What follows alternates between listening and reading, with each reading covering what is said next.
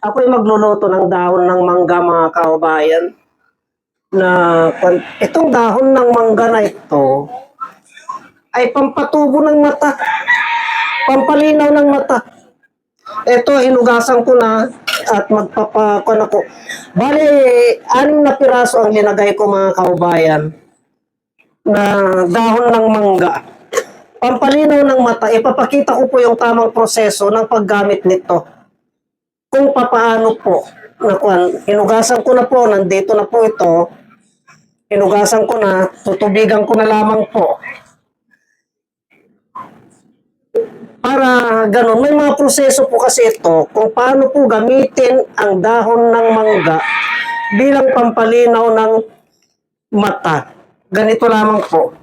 Tutubigan ko po yan, nagpakulo na po ako ng tubig at isasalang ko po. Ito. Bali, 6 na basong tubig po ang linagay ko dito. Ngayon, isasalang ko po dito at pinapakulo ko lamang po ito para madali pong kumulo, mga kababayan. Yan po. Yung spirit ng dahon ng mangga nasisingaw sa ating mga mata, yun po ang may kakayahan na magpalinaw ng mata. Itong dahon ng mangga na ito, mga kababayan. Basta't sundin lamang po natin ang tamang proseso kung paano po gamitin ang dahon ng mangga. Ito na po siya. Ito, bali 6 na basong, kasi dinagdagan ko po, bali 6 na basong tubig po ito. Yan. Pagkatapos, ipapakulo ko na lamang po. Yan. Ipapakulo ko ngayon dito. Ipakulo ko ng mga 10 minutes po yan. Yan. Mga 10 minutes ko pong ipapakulo yan, mga kababayan. Pagkatapos po ng 10 minutes, i-steam ko naman po yung mukha ko. Ganun lamang po yan.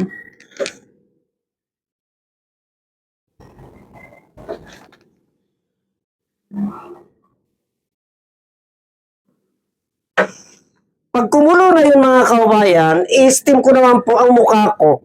Tignan nyo po yung tamang proseso ng pag-steam po. Antayin ko lamang pong kumulo yun, mga kababayan. Yung singaw po, ang alam ng karamihan, pag sinabi kong steam, nakatutok na ganyan. Mali po yun, mga kababayan. Ipapakita ko po yung tamang proseso ng pag-steam ng mata gamit ang dahon ng mangga na yan. Bali, luto na po yung dahon ng mangga, mga kababayan. Kukunin ko na po siya para ipakita ko sa inyo ang tamang proseso ng paggamit nito. Ito po. Kung paano po ang pag-steam. Ganito lamang pong pag-steam niyan, mga kababayan, no? Ito na po siya. Ito na po. Ang pag-steam po nito, mga kababayan, ganito lamang po. Huwag niyong itututok yung inyong mga mata. Huwag niyong itututok yung inyong mga mata. Yung singaw po nito, yung po ang papasok dito, dadampi. Ganito lamang po yan, mga kababayan, no? Ayan, no? Malayo po siya. Yan, yung singaw niya po na yan, no? Oh. Yan. Yan po, pag dumikit po, dito sa mga balat natin, sa mga ugat-ugat na yan, may kakayahan po siya na i-relax yan. Yan. Nakakaginhawa po mata natin, mga kababayan. Yung spirit, yung spirit po nito, pagkatapos po niya na mapasingawan, ayan po, may pawis-pawis na po. Oh. Pagkatapos po na mapasingawan, ito na po siya. Ito na yung dahon ng mangga. Ito na po yung kulay niya, mga kababayan. Ayan na po. Oh. Yan. Yan na pong kulay niya. At yan po ang iinumin natin sa umaga. Mas maganda po, mga kaubayan, pag umaga po tayo iinom nito, katulad nito. Ang sarap po sa pakiramdam, napasingawan na po yung mata ko eh. Oh. Ang sarap sa pakiramdam, mga kaubayan. Pag yung dumadampi po, yung spirit, yung singaw ng mangga, sa mukha natin, ganun. Ganun lamang po yan. Pagkatapos po, mas maganda po, mga kaubayan, kung inom tayo ng dahon ng mangga, pinakulong dahon ng mangga, yung wala pa pong laman ng tiyan natin, yung umaga po, kailangan uminom po tayo ng isa sa umaga, isa sa gabi, bago matulog po.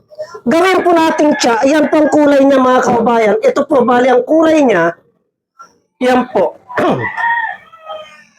Tignan po rin yung kulay niya, mga kaubayan. Oh. Itututok ko po ang camera. Bali yan po ang kulay niya. Oh.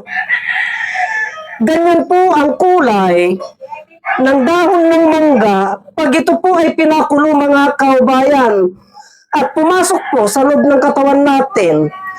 Itong katas, itong bisa ng dahon ng mangga ay napakaganda po. Nakapagpapalinaw po ng mata po yan. Ang lasa po nito, mga kaubayan,